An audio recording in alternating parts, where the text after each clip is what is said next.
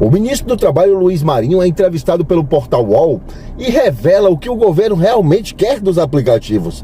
Vamos conferir.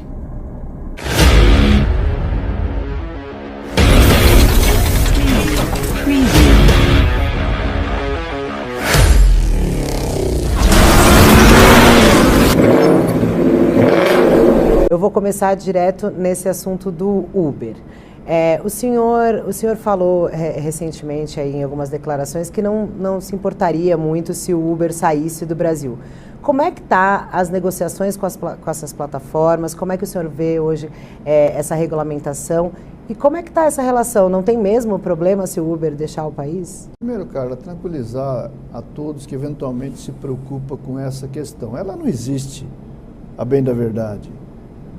O depoimento da Uber para mim é o seguinte: o Brasil significa o mercado número 1 deles, então não se cogita a Uber sair do Brasil.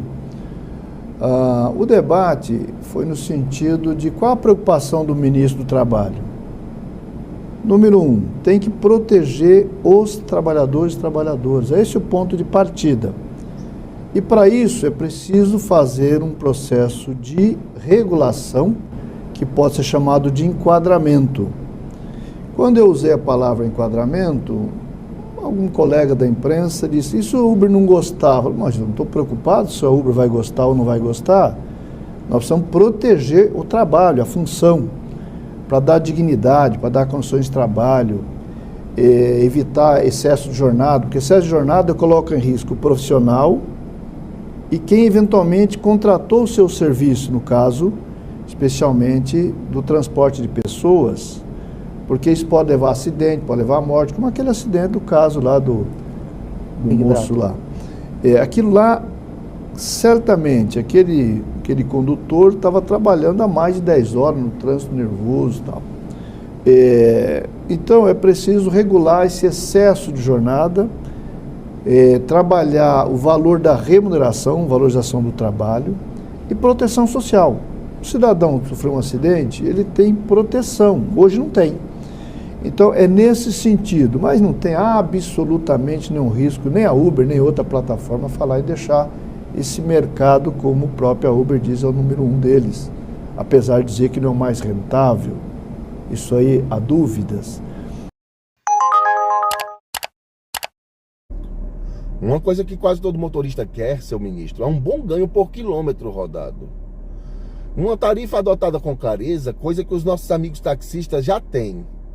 Estando sendo bem remunerado, o motorista terá a liberdade de optar por rodar 10, 12 horas em alguns dias e encher o bolso de dinheiro. Limitar o número de horas e criar um piso salarial vai mudar toda a lógica do sistema.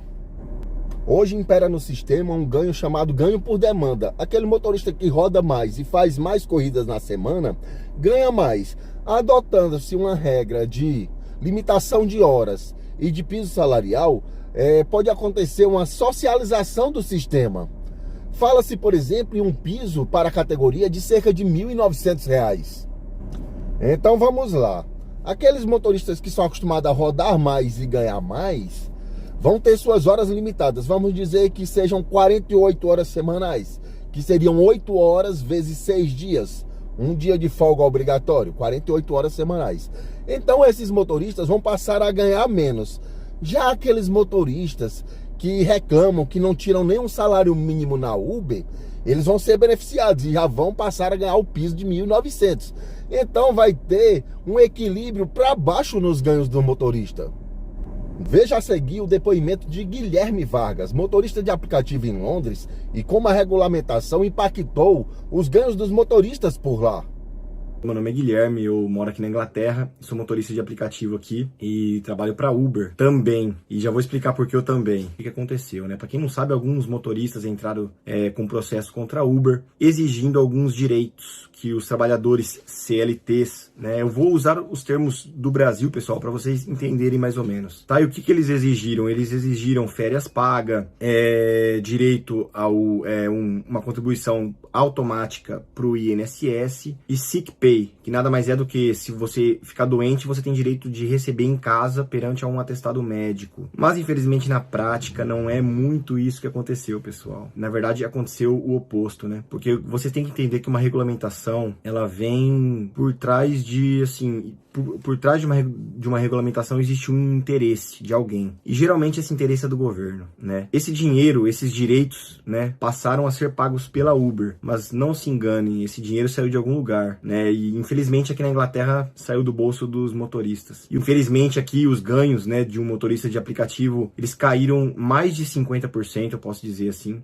Então eu tive que buscar outras alternativas de trabalho dentro desse ramo nosso, né, que é de motorista de aplicativo. Vamos supor assim, só para vocês entenderem, antes eu fazia uma média de 1.000 libras por semana com a Uber. Hoje, se eu for trabalhar somente com a Uber, isso eu vou, com a mesma quantidade de hora, eu vou conseguir fazer 400, 500 libras. E cadê os meus direitos? São direitos assim que eu não uso, é coisa que não interessa. O motorista, ele quer uma corrida bem paga, ele quer dinheiro no bolso. Então essa regulamentação mexeu muito no bolso dos motoristas aqui.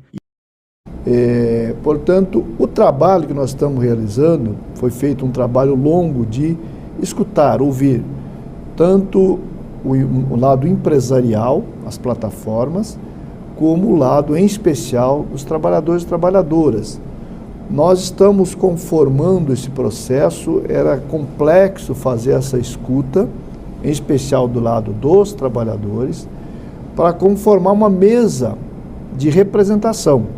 Essa está na fase, eu diria, de consolidação dessa mesa de representação para iniciar em si a conversa. Por essa fala do ministro, se vê a necessidade de organização da categoria de motoristas por aplicativo. Aqui no estado do Ceará, no último mês de março, nós fizemos nossa primeira assembleia. E nela determinamos quais as pautas mais importantes realmente para a categoria. Uma falta de representatividade no momento de uma regulamentação pode trazer grandes riscos para nós motoristas. Eu tenho certeza que as coisas vão caminhar, até porque quando você fala de proteção social, todas as plataformas concordam que é necessário construir uma proteção social, o que é a prioridade do ponto de vista do Ministério do Trabalho.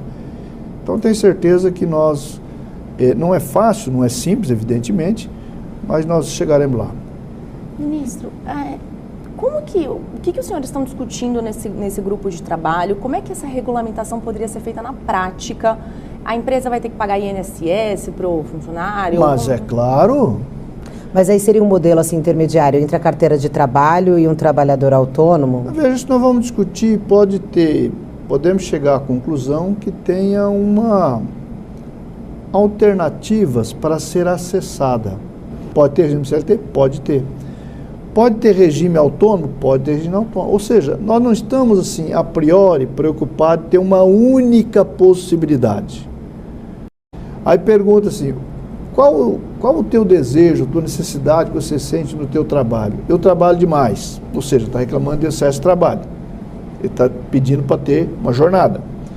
Aí eu gostaria de ter férias. Eu gostaria de ter férias. Bom, como você tem férias?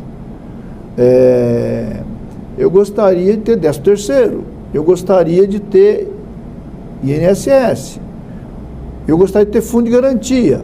Até muita gente diz isso. Bom, isso é tudo CLT. Mas eu não quero CLT porque eu sou microempreendedor. Espera um pouquinho, mas eu quero tudo isso. Tudo isso só é possível com a CLT.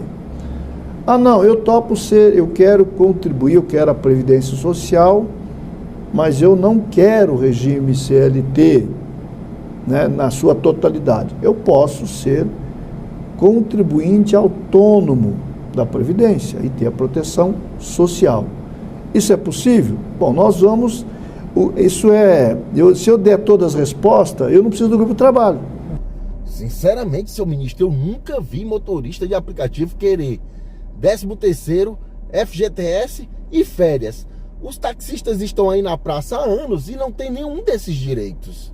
Você acha mesmo que a empresa vai pagar um mês ou 2 a mais de ganhos para você? Um mês de férias, um mês de ganhos? Será 2 meses acrescidos aos seus ganhos atuais? De forma alguma, ela vai tirar esses 2 meses de remuneração dos seus ganhos atuais. Então, ela vai impactar para baixo os nossos ganhos diários. Dá para ter um horizonte de quando isso pode ser resolvido, esse ano ainda? Porque é uma discussão que já estava no governo anterior, né? Não é uma coisa totalmente nova. Eu creio que nós vamos trabalhar abril, maio, junho, 90 dias. Se o grupo funcionar bem, pode produzir o resultado para oferecer no segundo semestre ao Congresso Nacional o que é possível tramitar. É preciso que estejamos atentos a todo esse processo e a esses prazos para que nós possamos pressionar os envolvidos por uma regulamentação que atenda aos nossos interesses, porque são muitos interesses contrários envolvidos. Em um próximo vídeo, eu vou estar lançando o que seria a regulamentação ideal, na minha concepção. Fiquem todos na paz.